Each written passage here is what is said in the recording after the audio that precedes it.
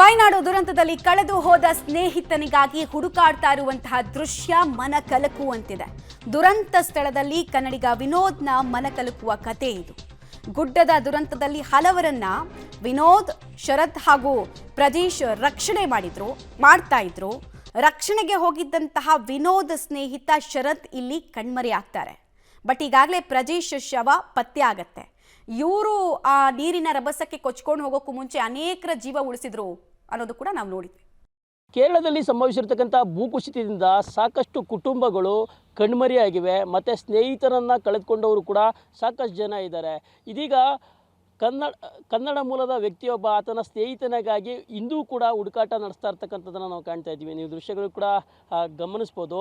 ಇದೀಗ ನಾನು ಕೇರಳದ ಚೂರಲ್ಮಳ್ಳದಲ್ಲಿದ್ದೀನಿ. ಚೂರಲ್ಮಳ್ಳದಲ್ಲಿ ವ್ಯಕ್ತಿಯೊಬ್ಬ ತನ್ನ ಸ್ನೇಹಿತನಿಗಾಗಿ ಹುಡುಕಾಟವನ್ನು ನಡೆಸ್ತಾ ಇರ್ತಕ್ಕಂಥದ್ದು. ಯಾಕೆಂದರೆ ಇವ್ರ ಕತೆ ಒಂದು ಕಣ್ಣೀರು ತರಿಸುವಂಥದ್ದು.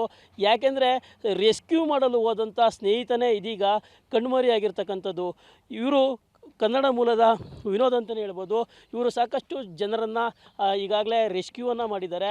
ಅಂದು ನಡೆದಂಥ ಘಟನೆಯಲ್ಲಿ ಚಾಮರಾಜನಗರ ಮೂಲದ ಅನೇಕ ಕುಟುಂಬಗಳನ್ನು ಇವರು ಬದುಕಿಸಿರ್ತಕ್ಕಂಥದ್ದು. ಮತ್ತು ಚಾಮರಾಜನಗರದ ಕುಟುಂಬಗಳು ಕೂಡ ಅದೇ ಮಾತನ್ನು ಹೇಳಿದ್ದು. ಇದೀಗ ವಿನೋದ್ ನಮ್ಮೊಟ್ಟಿಗಿದ್ದಾರೆ. ನಾನು ಅವ್ರನ್ನೇ ಮಾತಾಡಿಸ್ತಾ ಹೋಗ್ತೀನಿ. ಸರ್, ಅಂದು ರಾತ್ರಿ ಏನಾಯಿತು? ನೀವು ರಕ್ಷಣೆ ಮಾಡಲು ಹೋದಂಥ ನಿಮ್ಮ ಸ್ನೇಹಿತರೇ ಕಣ್ಮರೆಯಾಗಿದ್ದಾರೆ. ಏನು ಹೇಳ್ತೀರಾ ಸರ್?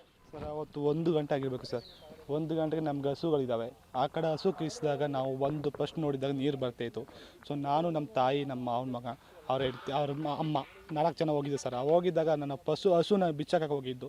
ನಾವು ಬಿಚ್ಚಾಕ್ತಿದ್ದಾಗ ಸಡನ್ಲಿ ನೀರು ಬಂದುಬಿಡ್ತು. ಒಂದು 2 ಮಿನಿಟ್ಸ್ ಒಳಗೆ ನೀರು ಬಂದುಬಿಡ್ತು. ನೀರು ಬಂದು ನಾವು ಒಳಗೆ ಸಿಕ್ಕಾಕನ್ನು ಅದೆಲ್ಲ ಮೇಲೆ ಶೀಟ್ ಇತ್ತು. ಸೊ ಹಾಸ್ಪಿಟಲ್ ಶೀಟ್ ಅದಕ್ಕೆ ನಾವು ಹೊಡೆದು ಮೇಲೆ ಈಚೆ ಬಂದು ಎಲ್ಲರೂ ರೆಸ್ಕ್ಯೂ ಮಾಡಿ ಅವ್ರನ್ನ ಕರ್ಕೊಂಡು ಬಂದು ಬಂದು ಈ ಕಡೆ ಎಲ್ಲ ನೈಟೇ ನಾನು, ಶರತ್, ಪ್ರಜೀಶು ಅಂತ ರಂಜಿತ್ ಅಂತ 4 ಜನ ರೆಸ್ಕ್ಯೂ ಟೀಮ್ಸು ಇಲ್ಲಿರೋರು. ಸೊ ಅವರೆಲ್ಲ ನಾವು ರೆಸ್ಕ್ಯೂ ಮಾಡಿ ಇಲ್ಲಿ ಮಾಡಿದ್ನು, ಈ ಹಾಸ್ಪಿಟಲ್ ಮಡಗಿದ್ನು. ಸೊ ಬಟ್ ಅವರು ಇಲ್ಲಿ ಫಸ್ಟ್ ಬಂದಾಗ ಆ ಲೈನ್ ಫುಲ್ಲು ಹೊಂಟೋಗ್ಬಿಡ್ತು. ಅವರಿಬ್ಬರು ರೆಸ್ಕ್ಯೂ ಮಾಡೋಕ್ಕೆ ಈ ಕಡೆಯಿಂದ ಆ ಕಡೆ ಹೋಗಿದ್ದಾರೆ. ಯಾಕೆಂದರೆ ಫಸ್ಟ್ ರೆಸ್ಕ್ಯೂ ಮಾಡೋಕ್ಕೆ ಈ ಕಡೆ ಬ್ರಿಡ್ಜ್ ಕರ್ಕೊಂಡು ಆ ಕಡೆ ಹೋಗಿ ಅವ್ರು ರೆಸ್ಕ್ಯೂ ಮಾಡಿದ್ದಾರೆ. ಅಲ್ಲಿ ರೆಸ್ಕ್ಯೂ ಮಾಡಿ ಮುಗಿದ ಮೇಲೆ ಮೇಲಕ್ಕೆ ಹೋಗಿದ್ದಾರೆ. ಮೇಲಕ್ಕೆ ಹೋಗಿ ಸೆಕೆಂಡ್ ಟೈಮ್ ಆಗಿದ್ದಾಗ ಅವ್ರ ಜೊತೆಗೆ ಹೊಂಟೋಗ್ಬಿಡ್ತು. ಫಸ್ಟ್ ಡೇ ನಮಗೆ ಪ್ರಜೀಶ್ ಅಂತ ಒಬ್ಬರು ನಮ್ಮದು ಗುರುನಾಥ ಅವ್ರು ಸಿಕ್ಕಿದ್ದಾರೆ ಆ ಕಡೆಯಿಂದ.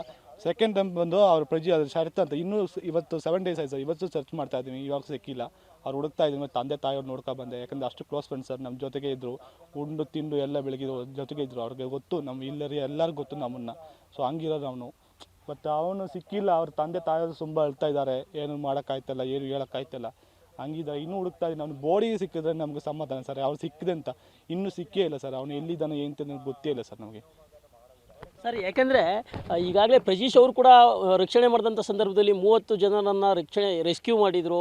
ಮತ್ತು ರೆಸ್ಕ್ಯೂ ಮಾಡಲಿಕ್ಕೆ ಹೋಗಿದಾಗ ಅವರು ಕೂಡ ಕೊಚ್ಕೊಂಡು ಹೋಗಿದ್ರು. ಈಗ ಅವ್ರ ಜೊತೆನೇ ಹೋಗಿದ್ರ ಶರತ್ ಅವರು ಕೂಡ?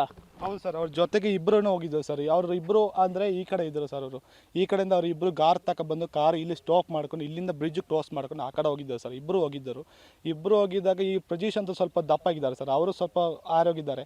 ಈ ಶರತ್ ಅಂತ ಸ್ವಲ್ಪ ಚಿಕ್ಕ ಹುಡುಗ. ಸೊ ಆ ಟೈಮಲ್ಲಿ ಅವನು ಏನಾಗಿದ್ದಾನು ಗೊತ್ತಿಲ್ಲ. ಬಟ್ ರೆಸ್ಕ್ಯೂ ಮಾಡಿದ್ರೆ ಅಂತ ಅವರು ಹೇಳ್ತಾ ಇದ್ದಾರೆ. ರೆಸ್ಕ್ಯೂ ಮಾಡೋರು ಹೇಳ್ತಾ ಇದ್ದಾರೆ, ಇಲ್ಲಿ ರೆಸ್ಕ್ಯೂ ಮಾಡಿದ್ರು, ಇಲ್ಲಿ ಮಾಡಿದ್ಬಿಟ್ಟೆ ಆ ಕಡೆ ಹೋಗಿದ್ದಾರೆ ಮೇಲಕ್ಕೆ. ಬಟ್ ಆ ಕಡೆ ಮೇಲೆ ಹೋಗಿದ್ದಾಗ ಇನ್ನೂ ಸಿಕ್ಕಿಲ್ಲ, ಯಾರನ್ನೂ ಕಣ್ಣಿಲ್ಲ, ಪುನಃ ಯಾರು ನೋಡಿಲ್ಲ ಅಂತ ಹೇಳ್ತಾ ಇದ್ದಾರೆ ಸರ್. ಈಗಲೂ ಅದೇ ಹುಡುಕ್ತಾ ಇದ್ದೀನಿ ಸರ್. ಈ ಕಡೆ ಅವ್ರ ಮನೆ ಇದ್ದರು. ಸೊ ಅಲ್ಲಿಂದ ಬಂದ ಬೋಡೀಸ್ ಎಲ್ಲ ಈ ಕಡೆನೇ ಇತ್ತು ಸಿಕ್ಕಿದ್ದು. ಆ ರೆಸ್ಕ್ಯೂ ಮಾಡೋ ಹೋಗಿ ಬೋಡೀಸ್ ಎಲ್ಲ ಈ ಕಡೆ ತುಂಬ ಜನ ಸಿಕ್ಕಿದ್ರು. ಸೊ ಅದಕ್ಕೆ ಈ ಕಡೆನೇ ಸರ್ಚ್ ಮಾಡ್ತಾ ಇದ್ದೀನಿ ಅವ್ರನ್ನ ಸಿಕ್ಕುತ್ತೆ ಅಂತ. ಸರ್, ನೀವು ಈಗ ಅವತ್ತಿನ ಪರಿಸ್ಥಿತಿ ಸಾಕಷ್ಟು ಕುಟುಂಬಗಳು ಕೂಡ ನೀವು ಬದುಕಿಸಿದ್ರಿ. ಆ ಕುಟುಂಬಗಳು ಈಗ ಚಾಮರಾಜನಗರದಲ್ಲಿದೆ.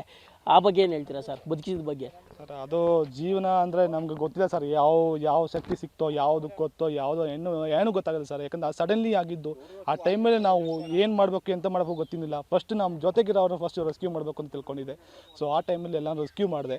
ಆ ಕಡೆ ಎಲ್ಲರೂ ರೆಸ್ಕ್ಯೂ ಮಾಡಿ ಈ ಕಡೆ ಬಂದಾಗ ಇಲ್ಲ ಹಾಸ್ಪಿಟ್ಲ್ ಇದೆ ಸರ್. ಹಾಸ್ಪಿಟಲ್ ಸೇಫ್ ಅಲ್ಲ ಅಂತ ಗೊತ್ತಾದಾಗ ಒಂದು ಗುಡ್ಡ ಮೇಲೆ ಹೋಗಿ ನಿಂತ್ಕೊಂಡು ಅಲ್ಲಿಂದ ಆ ಕಡೆ ಎಲ್ಲ ಜನಗಳನ್ನ ರೆಸ್ಕ್ಯೂ ಮಾಡ್ಕೊಂಡು ಬಂದು ಅಲ್ಲಿ ಸ್ಟೇ ಮಾಡ್ಕೊಂಡು ಅಲ್ಲಿಯೇ ಸ್ಟೇ ಮಾಡಿದವರು 100-120 ಜನ ಇದ್ದವು ಸರ್ ಟೋಟಲ್. ಇಲ್ಲರೆ ಎಲ್ಲರೂ ಸ್ಟೇ ಮಾಡ್ಕೊಂಡು, ಯಾಕಂದರೆ ಇಲ್ಲೇ ಸೇಫ್ಟಿ ಎಲ್ಲ ಅಂತ ಗೊತ್ತಾಗಿತ್ತು. ಆ ಟೈಮಲ್ಲಿ ಒಂದು ಟಾರ್ಚ್ ಇತ್ತು ಕೈಯಲ್ಲಿ. ಅದು ಸಿಕ್ಕಿದಾಗ ಎತ್ತಿ ಓಡಿ ಎಲ್ಲರೂ ಕರ್ಕೊಂಡು ಹೋಗಿ ಮೇಲೆ ಸ್ಟೇ ಮಾಡ್ಕೊಂಡೆ. ರಿಟರ್ನ್ ಇಲ್ಲಿ ಯಾರಿದ್ರು ಅಂದ್ಬಿಟ್ಟು ನೋಡೋಕ್ಕೆ ಬಂದೆ. ಬಟ್ ಆ ಕಡೆ ಎಲ್ಲ ಹೋಯ್ತಿದ್ರು ಸರ್. ಒಬ್ಬೊಬ್ಬರು ಬೋಡೀಸು ಆಮೇಲೆ ಕಿರ್ಚಿದ್ರು, ಕಾಪಾಡಿ ಅಂತ ಕಳ್ಸಿ. ನನಗೆ ಇಲ್ಲಿಂದ ಆ ಕಡೆ ಹೋಗೋಕ್ಕಲ್ಲ ಸರ್, ಅಷ್ಟು ಕೊಳೆ ಇದು. ಸೊ ಅದು ನನಗೆ ಏನು ಮಾಡೋಕ್ಕಾಗಿಲ್ಲ. ಆ ಕಡೆ ಇಲ್ಲಿ ನೋಡ್ತಿದ್ದಾರೆ ಈಗ ನಿಲ್ತಿರೋ ಜಾಗದಲ್ಲಿ ನಾನು ಬಂದು ನಿಂತಿದ್ದೆ ಸರ್. ಅಲ್ಲಿ ಆ ಕಡೆ ನಿಲ್ತಿದ್ದೆ. ಆ ಕಡೆ ಎಲ್ಲ ಬೋಡೀಸ್ ಹೋಯ್ತಿದ್ವು. ನನಗೆ ಏನು ಮಾಡೋಕ್ಕೆ ಆಯ್ತಲ್ಲ. ಯಾಕಂದರೆ ಇಲ್ಲಿ ನೀರಾದರೆ ನಮಗೆ ಈಜು ಹೊಡ್ಕೊಂಡು ಹೇಳ್ಕೊಬೋದು ಸರ್. ಅದು ನೀರಲ್ಲ ಸರ್, ಇದು ಫುಲ್ಲು ಚಳಿ ಮರೆ ಕಲ್ಲು ಎಲ್ಲ ಬಂದಿದೆ ಸರ್ ಇದನ್ನೊಳಗೆ, ಏನು ಮಾಡೋಕ್ಕಾಯ್ತಿನಿಲ್ಲ. ಆ ಟೈಮಲ್ಲಿ ನನ್ನ ಕೈಲಿ ಆಗದೆ ಅವರೆಲ್ಲ ನಾವು ಮೇಲೆ ಸೇಫ್ ಮಾಡಿಕೊಂಡೆ, ಅವ್ರನ್ನ ರೆಸ್ಕ್ಯೂ ಮಾಡಿ ಕ್ಯಾಂಬಲಲ್ಲಿದ್ದಾರೆ ತುಂಬ ಜನ ಅವರು. ಬಟ್ ಇವರು ಇಬ್ಬರನ್ನೇ ರೆಸ್ಕ್ಯೂ ಮಾಡಿ ಆ ಕಡೆ ಹೋಗಿ ಅವರು ಇನ್ನೂ ಸಿಕ್ಕಿಲ್ಲ ಸರ್. ಅವರು ಹುಡುಕ್ತಾ ಇದ್ವಿ, ಒಬ್ಬರು ಸಿಕ್ಕಿದೆ, ಇನ್ನೊಬ್ಬರು ಸಿಕ್ಕಿಲ್ಲ. ಸರ್ ಎಲ್ಲೋ ಒಂದು ಕಡೆ ನಿಮ್ಮಲ್ಲೂ ಕೂಡ ಒಂದು ಭಯ ಇರ್ತಕ್ಕಂಥ, ಯಾಕೆಂದರೆ ಸಾಕಷ್ಟು ಜನನ ರೆಸ್ಕ್ಯೂ ಮಾಡಲಿಕ್ಕೆ ಆಗಲಿಲ್ಲ ಅಂತ. ಯಾಕೆಂದರೆ ಅಂಥ ಸಿಚುವೇಶನ್ ಸಿಕ್ಕಾಬಿಟ್ಟೆ ನೀರು ಹೋಗ್ತಿತ್ತು, ಕೆಸರು ತುಂಬಿಕೊಂಡಿತ್ತು. ಅಂದಿನ ಪರಿಸ್ಥಿತಿ ಬಗ್ಗೆ ಹೇಳೋದಾದರೆ ಹೆಂಗಿತ್ತು ಸರ್? ಸರ್ ಅವತ್ತು ಅಂದರೆ ನಮಗೆ ಕಣ್ಣೇ ಕಾಣಿಸಲ್ಲ ಸರ್, ಈ ಕಡೆಯಿಂದ ಆ ಕಡೆ ನೋಡೋಕ್ಕಾಯ್ತಿರ್ಲಿಲ್ಲ. ಆ ನೀರು ಅಂದರೆ ಅಷ್ಟು ದೊಡ್ಡ ನೀರು ಸರ್, ಇದುವರೆಗೆ ನಾನು ಕಂಡಿಲ್ಲ. ಇಂಥ ನೀರು ಇಲ್ಲಿ ಬರೋದು ಹಿಂಗೆ ಆಗೋದು ಅಂತ ನಾನು ಫಸ್ಟ್ ಟೈಮೇ ನೋಡ್ತಿರೋದು. ಸೊ ಹಿಂಗೆ ನಾವು ಯಾವ ನೆನಪಲ್ಲಿ ನೆನೆದಿಲ್ಲ ಹಿಂಗೆ ಆಗಿರೋದು ಅಂತ. ಆದರೆ ಇದು ತುಂಬ ನೀರು ಸರ್, ನನಗೆ ಆ ಕಡೆ ಹೋಗೋಕ್ಕಾಯ್ತು. ನನ್ನ ಕೈಲಿ ಇರೋರೆ ಅಷ್ಟು, ನನ್ನ ಕೈಲಿ ಆಗುತ್ತೆ ಅಂತ, ನನ್ನ ಕೈಲಿ ಆಗುತ್ತೆ ಅಂತ ಗೊತ್ತಾಗಿತ್ತು. ಆದರೂ ನನ್ನ ಜೀವ ಹೋಗುತ್ತೆ ಅಂತ ತಿಳ್ಕೊಂಡಿದ್ದೆ, ಯಾಕಂದರೆ ಅಷ್ಟು ನೀರು ಬರ್ತಾಯಿದೆ, ಮೇಲೆ ಸೌಂಡ್ ಅಷ್ಟು ದೊಡ್ಡದಾಗಿ ಕೇಳ್ತಾ ಇದೆ. ಸೊ ನಾನು ತಿಳ್ಕೊಂಡೆ ನನ್ನ ಜೀವ ಹೋಗುತ್ತೆ, ಅಲ್ಲಿಗಂಟು ಯಾರನ್ನ ಎಲ್ಲ ಕಾಪಾಡೋಕ್ಕಾಗುತ್ತಾ ಕಾಪಾಡೋಣ ಅಂದ್ಬಿಟ್ಟು ಪ್ಲ್ಯಾನ್ ಮಾಡಿದ್ದೆ ಸರ್ ನಾವು. ಬಟ್ ಇವಾಗ ಅವರು ಇಬ್ಬರು ಇಲ್ಲ, ಅವರೊಬ್ಬರಿಗೆ ಹುಡುಕ್ತಾ ಇದ್ದೀವಿ. ಇವರು ಒಬ್ಬರು ಸಿಕ್ಕಿದ್ದಾರೆ, ಇನ್ನೊಬ್ಬರು ಸಿಕ್ಕಿಲ್ಲ. ಅವ್ರ ತಂದೆ ತಾಯಿ ನೋಡ್ಕೊಂಡೇ ಬಂದೆ, ಅವ್ರು ತುಂಬ ಅಳ್ತಾ ಇದ್ದಾರೆ ಸರ್. ನಮ್ಗೆ ಅವ್ರ ಮುಂದೆ ನಿಂತ್ಕೊಳ್ಳೋಕೆ ಆಯ್ತಿಲ್ಲ.